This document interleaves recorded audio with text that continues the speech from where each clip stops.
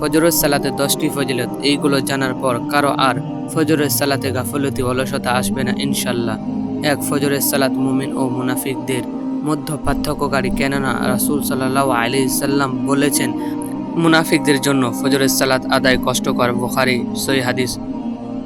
2. রাসূল সাল্লাল্লাহু আলাইহি সাল্লাম বলেন, যে ব্যক্তি ফজরের সালাত আদায় করে সেই ব্যক্তি ওই দিনে আল্লাহর জিম্মায় চলে যায়, অর্থাৎ স্বয়ং আল্লাহ তাআলা ওই ব্যক্তির দায়িত্ব নেন।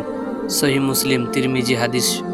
3. রাসূল সাল্লাল্লাহু আলাইহি সাল্লাম বলেছেন, যে ব্যক্তি ফজরের সালাত আদায় করবে আল্লাহ ফেরেশতাগণ আল্লাহর কাছে ওই ব্যক্তিকে ভালো মানুষ হিসাবে সাক্ষী দেবে। সহিহ বুখারী ও মুসলিম হাদিস। 4.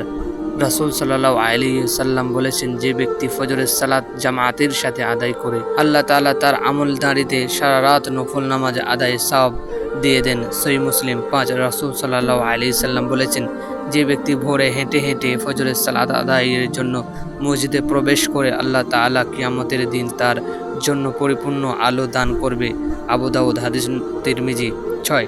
যে ব্যক্তি ফজরের সালাত আদায় করবে আল্লাহ তাআলা তাকে জান্নাতের সবচেয়ে বড় নিয়ামত দান করবে, অর্থাৎ সে আল্লাহর দিদার লাভ করবে এবং জান্নাতি ওই ব্যক্তি আল্লাহকে পূর্ণিমার রাতের আকাশে চাঁদের মতো দেখবে। সহিহ বুখারী হাদিস 573। 7. যে ব্যক্তি নিয়মিত ফজরের সালাত আদায় করবে সে কখনোই জাহান্নামে প্রবেশ করবে না। সহিহ মুসলিম হাদিস নম্বর 634।